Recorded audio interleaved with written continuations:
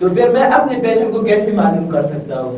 میرے بیٹے یہ بہت آسان ہے، اور وہ اس طرح کہ آپ کاغذ لے لیں اور اس پہ 4 خانے بنائیں.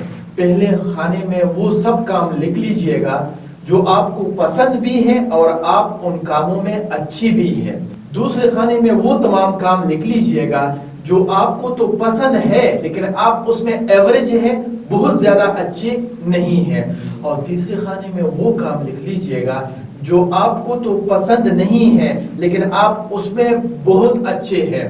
اور چوتھے خانے میں وہ کام لکھ لیجئے گا جو آپ کو پسند بھی نہیں ہے اور آپ اس میں اچھے بھی نہیں ہے. تو یہ 4 خانے بن جائیں گے. اب اس طرح کریں کہ پہلے دونوں خانوں میں جو بھی کام آپ کو سب سے زیادہ پسند ہو اور آپ اس میں سب سے زیادہ اچھے ہیں تو وہی آپ کے پیشن کے مطابق ہی ہوگا. اور سرچ میں لکھ کے فائنڈ یور پیشن اردو.